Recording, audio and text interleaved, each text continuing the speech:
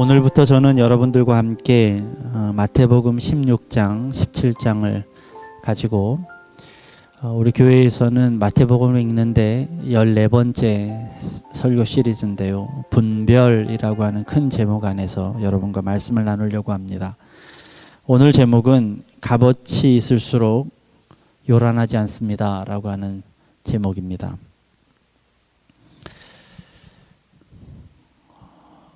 지난주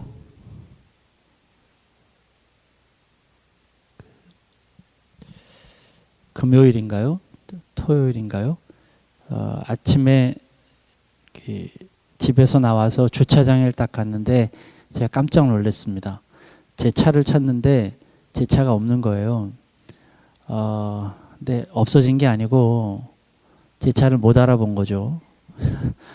왜냐하면 제 차 앞에 범퍼와 옆이 시커멓게 그을려가지고요.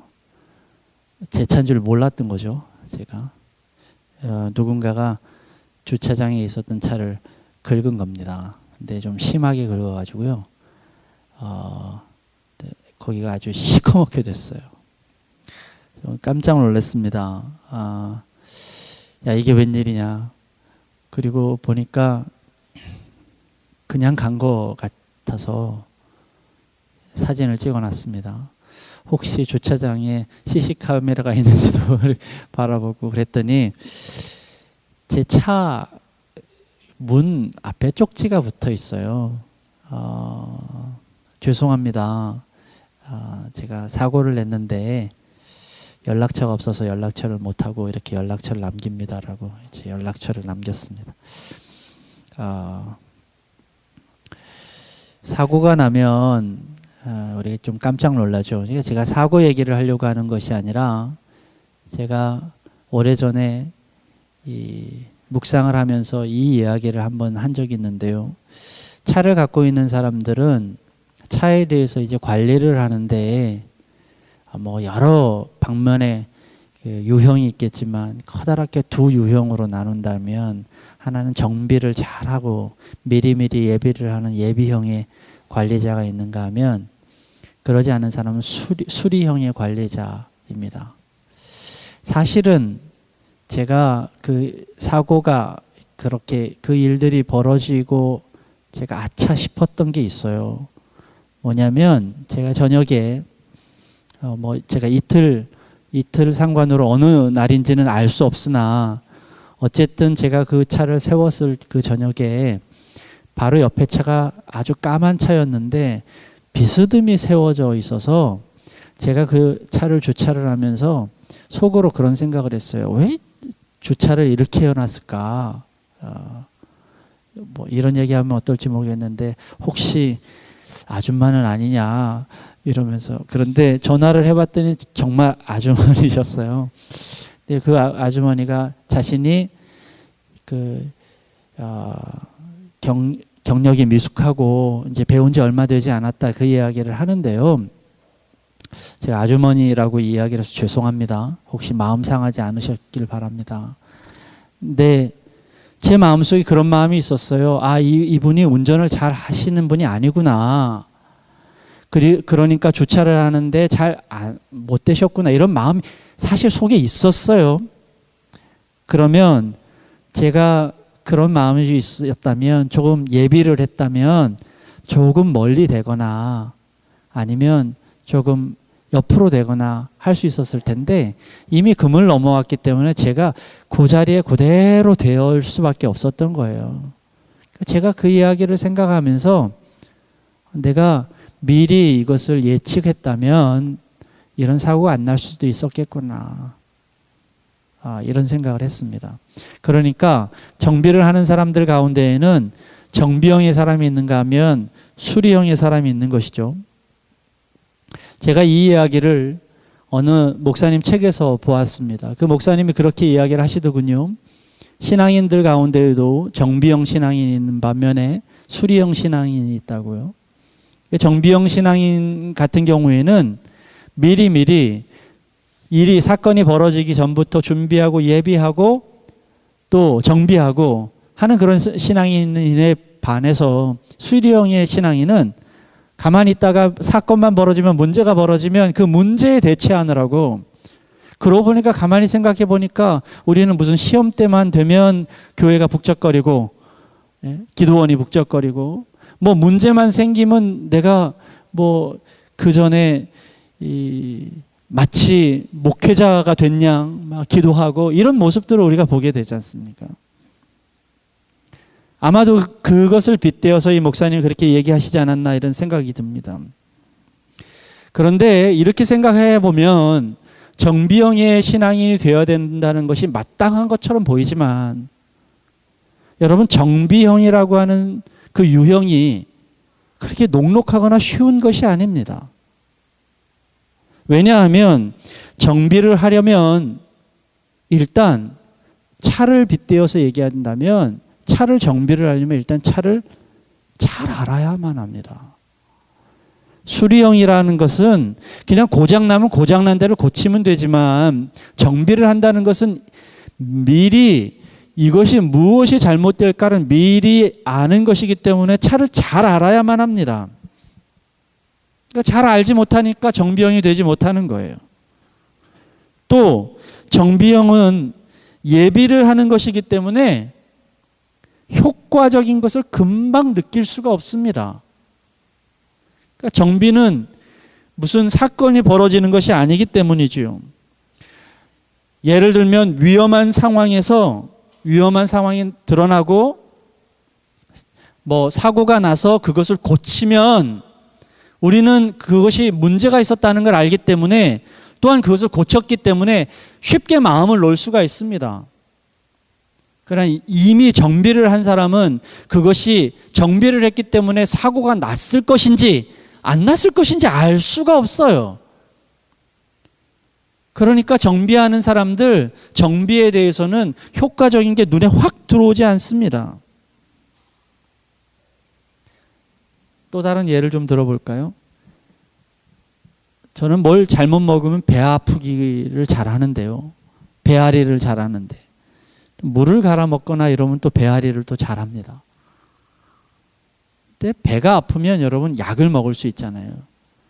약을 먹으면 또 낫기도 합니다. 그럼 우리는 잘 알아요.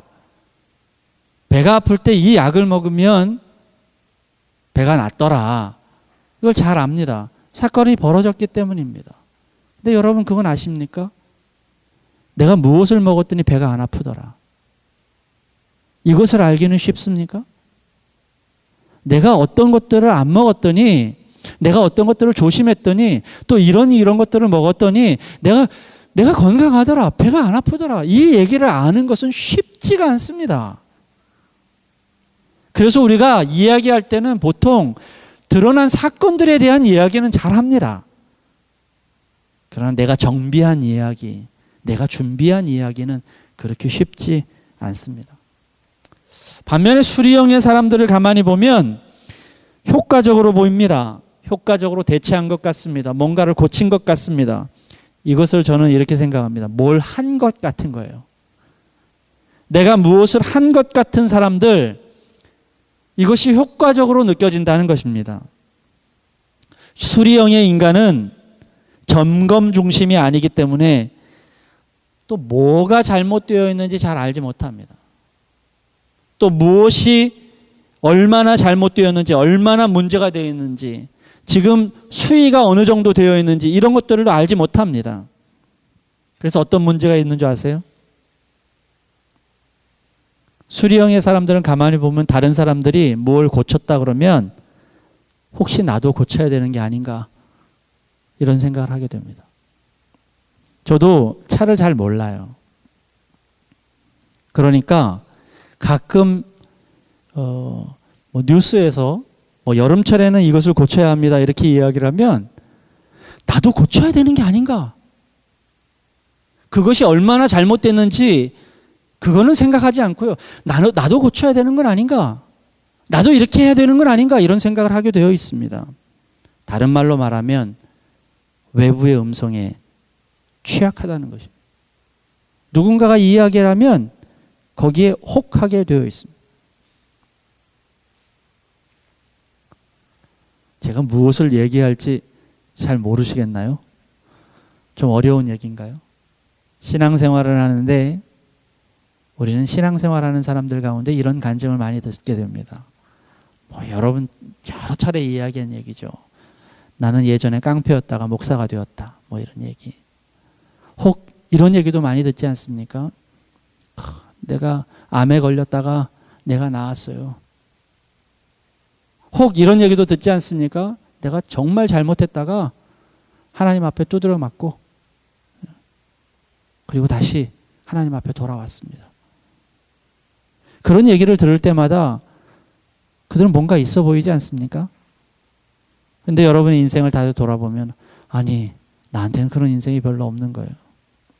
어려서부터 나는 믿는 부모님 밑에서 자라났고 믿는 부모님 밑에서 그냥 교회를 다니다 보니까 나에게는 그렇게 내 인생에는 뒤집어지는 그런 인생을 볼 수가 없는 겁니다. 순탄한 나의 삶이 뭔가 없어 보이고 뭔가 잘못되었다가 문제 있었다가 다시 돌아오는 인생이 훨씬 더 멋져 보이고 우리는 이럴 때가 있다는 것입니다. 오늘 저는 말씀의 중심으로 들어가기 전에 우리가 논해야 할 걸 두 가지를 여러분에게 이야기하고 싶습니다. 그 이야기는 무엇이냐면 우리는 어떤 목적이 뚜렷할 때, 목적의식이 뚜렷할 때에는 그 목적의식을 가지고 어떤 일을 할 때에는 해결되는 문제들이 많이 있습니다. 가령 예를 든다면 대통령 선거를 하겠다 하고 내가 누군가가 대통령이 되겠다고 이야기합니다. 목적이 뚜렷합니다. 그 사람을 대통령으로 만들어야지. 그러면 그 사람들이 어떤 가치를 있던지 어떤 생각을 갖고 있었던지 어떤 목적인지 상관없습니다. 대통령을 만들겠다는 하는 목적으로 다 모여버립니다. 그러나 문제는 그 목적이 이루어지거나 그 목적이 해결되면 그가 갖고 있었던 모든 어려움과 문제들이 드러나게 되어 있습니다. 우리는 늘 목적의식으로 살려고 합니다. 세상은 우리에게 목적의식으로 살아가라고 합니다. 이 목적을 가지고 모든 것을 버리라고 이야기합니다. 그것이 어떻게 보면 맞는 것 같습니다. 서점에 가면 수없이 이 처세에 관한 서적들을 보게 됩니다. 거기서 끊임없이 얘기하는 것은 너희들은 목적을 가지라는 것입니다. 목적의식을 가지고 거기에 가라고 얘기합니다. 그리고 많은 사람들이 성경에서 목적의식을 찾으라고 얘기합니다. 그러나 성경은 목적의식에 대해서 얘기하고 있지 않습니다. 성경 우리에게 이야기하기를 너의 가치는 무엇이냐고 얘기합니다. 목적의식으로 만나게 되면 내 모든 것을 참을 수가 있어요. 그 목적을 이루기 위해서. 그러나 하나님은 그것이 아니라 어떤 목적이 아니라 너에게 있는 그 가치, 그것이 목적이 되어야 된다고 얘기하십니다. 네가 갖고 있는 가치는 무엇이냐? 그게요, 평상시에 가지고 있는 내 속에 있는 가치관입니다. 그게 세계관입니다. 여러분이 시험을 볼 때 시험 기간에 벼락치기 공부를 하는 것이 훨씬 더 효과적으로 보이지만 평상시에 예비하고 공부하기는 결코 쉽지 않습니다. 어떤 게 더 믿음이 필요할까요? 그래서 성경은 왜 우리에게 믿음을 강조하는 것일까요? 하나님의 이름 가운데 여호와 이레라는 이름이 있습니다. 준비하시는 하나님, 예비하시는 하나님이라는 이름입니다. 그것이 하나님의 성품이에요. 하나님은 우리가 요구하기 전에 일하셨고 하나님은 우리가 말하기 전에 준비하시는 분입니다. 그러니 이게 드러나지를 않아요. 그러니 이것이 우리에게 중요해 보이지는 않아요. 하나님은 우리가 요구하시기 전에 우리에게 숨을 주셨고 공기를 주셨고 우리가 요구하기 전에 나를 주셨습니다. 그래서 우리는 그것이 가벼워 보여요. 여호와 일에 하나님의 그 중요함을 모릅니다. 왜냐하면 우리는 문제 중심으로 익숙해 있기 때문입니다. 저는 지난 목요일에 저녁에 슈퍼 멘토링 콘서트라는 것을 갔습니다. 그게 뭐냐면요, 장애인 아이들이, 그 장애인 가운데도 특별히 발달장애, 지체장애, 또 자폐아 이런 아이들이 콘서트를 하는 거예요. 음악 콘서트를. 그때 그 음악계에 유명한 분이 오셔서 그 콘서트를 보고 한 사람 한 사람씩 멘토링을 해주는 그런 프로입니다. 뭐 그걸 얘기를 하려면 좀 많이 오래 걸리겠죠. 그 얘기 다 걷어치우고 장애우에 대한 이야기를 하는 것에 대해서 여러분 양해를 하시기 바랍니다. 왜냐하면 제 말이 조금 왜곡될 수 있기 때문입니다. 저는 그 콘서트를 보는데요, 제 바로 앞에 어머니와 아들이 그 콘서트를 구경하러 왔어요. 그 어머니에 비해서 아들은요, 몸집이 2배는 커 보여요. 근데 뒤에서 봐도 그 아이는 발달장애 아이였습니다. 끊임없이 어머니를 옆에서 괴롭혀요. 조용해야 할 음악회인데 이미 그곳은 조용한 음악회가 아닙니다. 저곳에서 소리를 지르고 합니다. 네, 거기에서 이 아이가 일어나고 소리 지르고 엄마를 귀찮게 하고 엄마가 쩔쩔맵니다. 좋게 봐도 20살 가까이 됐을 법한 그런 아들이에요. 제가 뒤에서 그걸 지켜보는데 눈물이 나더라고요.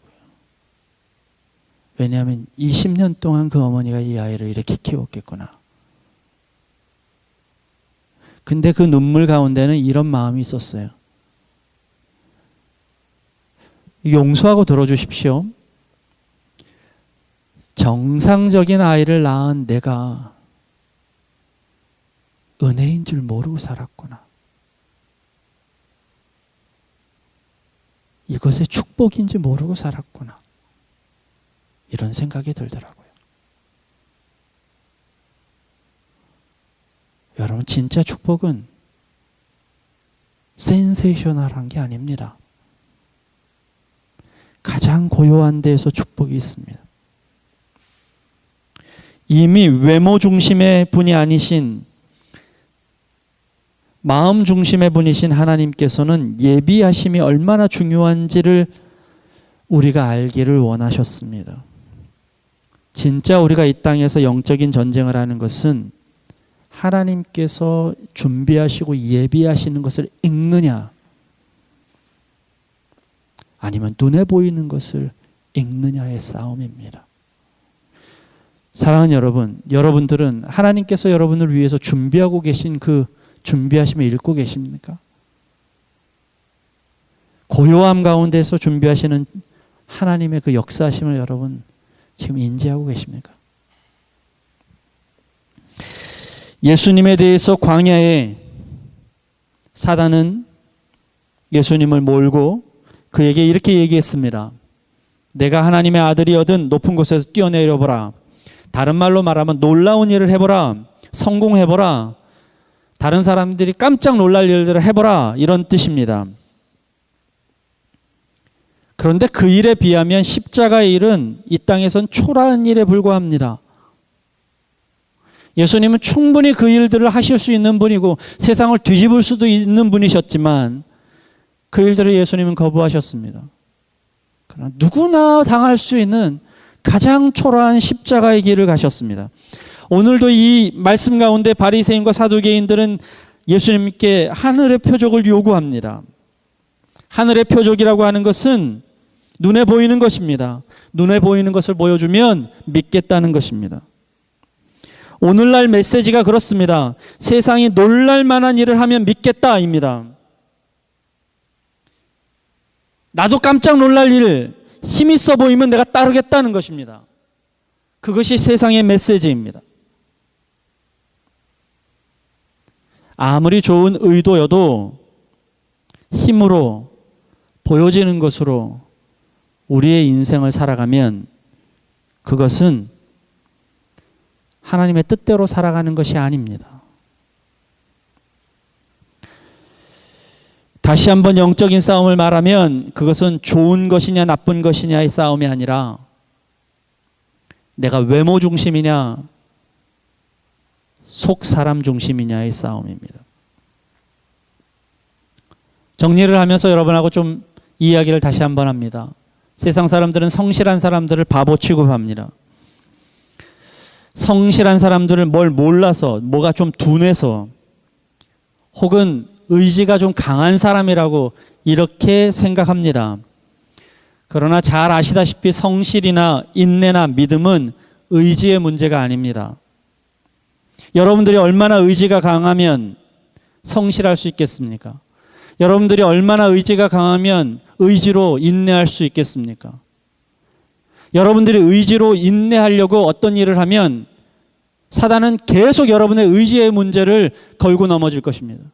언젠가는 그 의지가 꺾이고 의지가 사라져서 나의 성실도 나의 참음도 나의 인내도 폭발하고 말 것입니다. 여러분이 믿을 것은 의지가 아닙니다. 여러분의 의지는 믿을 만한 것이 못 됩니다. 그런데 성실은 그 의지에서 나오는 것이 아닙니다. 성실은 어디에서 나오는가? 성실은 고요함에서 나옵니다. 외부에서 아무리 떠들어도 외부에서 아무리 흔들어도 결코 나를 흔들 수 없는 내 내면의 고요함 때문입니다. 유화적인 예를 들어서 죄송합니다만 여러분 바다를 아시죠? 바다는 파도가 치고 해일이 불어도 바다의 내면은 고요합니다. 그 바다의 내면이 고요하기 때문에 그 폭풍으로 치던 파도도 곧 잔잔해집니다. 이 고요의 힘을 여러분 아십니까? 여러분 가운데 그 고요가 없으면 불어오는 바람에 여러분의 모든 것이 날아가 버리고 맙니다. 성실은 이 고요함에서 나오는 것입니다. 성실은 진짜 힘입니다. 고요함은 누구보다도 무엇보다도 강한 힘입니다. 흔들리지 않는 힘입니다. 아무리 강한 바람과 물살이 몰아쳐도 동요하지 않는 고요함이 우리에게 있어야만 합니다.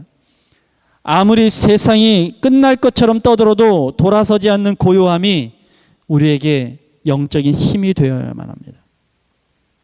하나님께서 룻과 그 아내에게 소돔과 고모라를 떠날 때 절대로 돌아보지 말라고 말씀하셨습니다.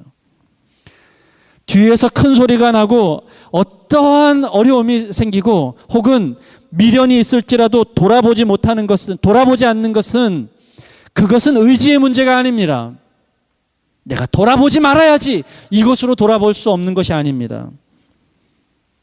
돌아보지 않는 힘은 내 안에 있는 고요함 때문입니다. 뒤에서 어떠한 소리가 나도 내 속에 고요함을 채우는 거예요. 제가 예전에 성경 공부하면서 하나님께서 왜 사람을 흙으로 만드셨을까? 이 얘기를 드린 적이 있습니다. 그러면서 이 이야기를 드렸죠. 흙으로 만드신 이유가 있다고. 쓰레기를 흙에다가 이렇게 묻게 되는데 그럼 흙이 썩습니다. 그래서 많은 사람들이 플라스틱이나 이런 것들을 쓰지 말자고 그러잖아요. 근데 놀라운 사실이 한 가지가 있어요.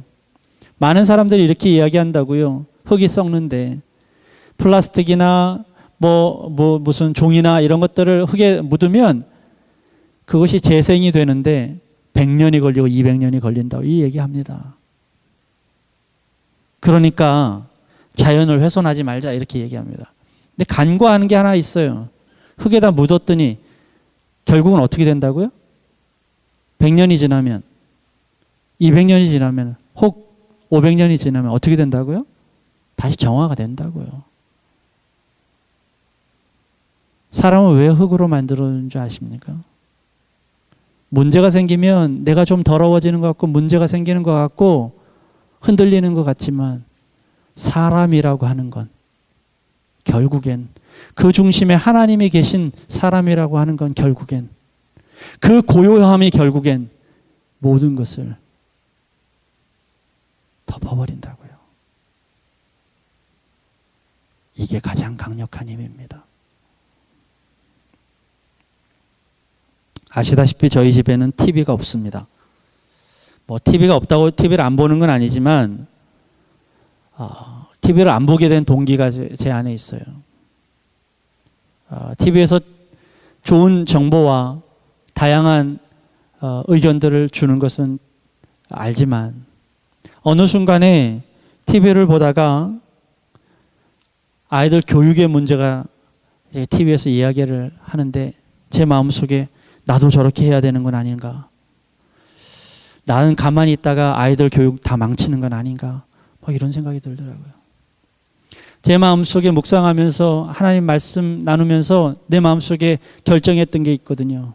우리 아이들은 성적이나 아니면 세상의 논리로 가르치지 않으리라. 그랬더니 갑자기 제 마음속에 여러 가지 사람들의 이야기를 듣는데 학원을 안 보내면 애가 멍청이가 될 것 같고 세상에서 도태가 될 것 같고 이런 생각이 막 들더라고요.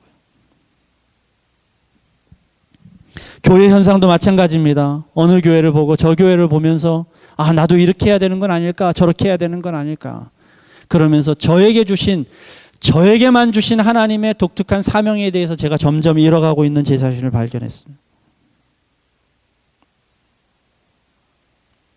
고요함을 잃으면 세상의 소리에 내가 흔들려 버립니다. 예수님 오늘 이렇게 이야기하십니다. 세상의 이치를 그렇게 잘 알면서도 왜 하늘의 이치는 알지 못하느냐 이렇게 얘기하십니다. 세상의 이치를 잘 안다고 하는 것은 칭찬이 아닙니다. 가만히 보면 우리들은 세상의 정보에 너무나 밝습니다. 거의 전문가 수준입니다. 세상에 대해서 이야기할 때 한마디 못하는 사람이 없습니다. 다 자기의 의견들이 있습니다. 말이 많습니다. 이렇게 해야 됩니다. 저렇게 해야 됩니다. 이런 소리들 많이 합니다. 철학적인 생각들, 세상의 이치들이 얼마나 밝은지 모릅니다. 그러나 하나님에 대한 이치는 우리는 알지 못합니다. 그들은 오병이어의 기적이 얼마나 놀라운 기적인지 압니다. 보리떡 5개로 5,000명을 먹이는 것이 얼마나 놀라운 일인지 그들은 너무나 잘 알고 있습니다. 눈먼 장님이 눈 뜨는 그 기적이 얼마나 큰 기적인지 압니다. 그 이치가 과학적으로 증명되지 못하기 때문에 얼마나 놀라운 일인지도 압니다. 안진뱅이가 일어서는 기적들에 놀라워합니다. 그러나 그들은 십자가의 구원의 놀라움은 알지 못합니다. 그리도 이치에 밝은 우리지만 눈앞에서 보리떡 5개가 수천 개가 되는 놀라운 것인 것을 아는 우리들이지만 그러나 예수 그리스도의 십자가가 얼마나 놀라운 일인지는 모릅니다. 고작 5,000명을 먹인 사건에는 기겁을 하지만 인류를 구원한 십자가에 대해서는 우리는 단 한 번도 언급하지 않습니다. 우리가 잘 아는 것 같지만 우리는 하나도 모릅니다. 왜냐고요? 우리는 눈앞에 보이는 드라마틱한 것만 익숙해 있기 때문입니다. 고요함 가운데 일하시는 하나님에 대해서 우리 알지 못하기 때문입니다. 세상은 보이는 것을 믿지만 하나님은 보이지 않는 마음을 믿으신다고 하셨습니다. 세상은 자신들이 이룬 것에 가치를 두지만 하나님은 하나님께서 그 당신이 도우시는 것에 가치를 두신다고 말씀하셨습니다. 우리는 그것을 읽지를 못합니다. 신앙은 이 고요함 중에 계시는 하나님을 아는 훈련입니다. 신앙은 숨어 계신 하나님을 읽는 훈련입니다. 한 분을 소개하고 오늘 이 말씀을 마치려고 합니다. 여러분이 김학수 장로님을 아실지 모르겠는데 제가 한두 번 말씀드린 적이 있어요. 100주년 기념 성경을 만들 때 성경에 갓쓴 예수님을 그리셨던 해촌 김학수 장로님입니다. 김기창 화백과 함께 우리나라의 그 민속화의 아주 대가이신 분입니다. 이분을 제가 좀 잘 아는데, 잘 알게 된 동기가 뭐냐면 작년인가요? 우리 교회에 오셔서 설교해 주셨던, 일본에서 오셨던 강일성 목사님, 제 친구 목사님인데, 그 목사님이 이 장로님의 의 아들입니다. 그래서 이 장로님을 제가 잘 알고 있습니다. 감리교 장로님이기도 하고. 지금은 돌아가셨습니다. 이분이 이북 출신이십니다. 홀홀 혼자 월남하셨습니다. 그리고 50년이 넘도록 남한에서 혼자 사셨습니다. 부인과 딸이 하나 있는데 북한에, 그분을 기다리고요 혼자 사셨습니다. 근데 그분에게 혼자 사는 이유를 설명하는데, 듣는데 그분이 그러시더라고요. 저도 그 반지를 본 적이 있는데 자그마한 가락지 같은 반지, 오래된 반지를 꺼내 보여주셨어요. 그분의 집에 가면 이 벽 전체가 이렇게 그림이거든요. 제가 100m짜리 그림도 본 적 있어요. 그분이 둘둘 말아서 100m를 이렇게 종로 거리를 이렇게 1940년 종로 거리를 그리시는 것을 제가 본 적이 있는데, 그분의 당신의 부인과 약속했던 반지를 꺼내 보이십니다. 이 반지를 약속하면서 살아있는 동안에는 당신만 내 아내로 살겠습니다 약속했다는 거예요. 자신이 뭐 다른 이유가 아니라 딱 그 약속 하나, 그 반지 하나 때문에 지금 그분을 기다린다는 겁니다. 제가 수요일날 여러분에게 그 반지에 대한 이야기 드렸죠. 이 반지라고 하는 게 하나님과의 약속입니다. 예수님께서 이 땅에 십자가를 우리에게 약속으로 주시고, 십자가의 반지를 우리에게 약속을 주시고 하늘에 가셨어요. 그리고 곧 오시겠다고 얘기하셨습니다. 그것을 우리는 기다리는 것입니다. 그것이 신앙생활입니다. 근데 이분이 그 반지를 놓고 기다리시는 거예요. 많은 사람들이 이분한테 그 잘못했다, 통일은 오지 않는다, 당신이 살아있을 동안 오진 않는다, 이렇게 혼자 사는 것은 고생이다, 그러면서 결혼할 것을 요구했습니다. 근데 그때마다 이 장로님 그 반지를 보면서 나는 그 사람을 기다린다고 이야기하셨습니다. 끝내 편지 한 통 부인과 교류하고 만나보지 못하고 돌아가셨습니다. 그분이 마지막이 되셨을 때, 돌아가실 쯤에, 이 얘기는 제가 들은 것이 아니고 강 목사님이 들려주신 이야기인데, 돌아가실 쯤에 많은 사람들이 혼자 돌아가시는 거에 대해서 안타까워할 때 그분이 이렇게 얘기하셨다 그럽니다. 나의 기다림은 보람이 있었다. 왜냐하면 천국 가서 그를 만날 것이기 때문이야.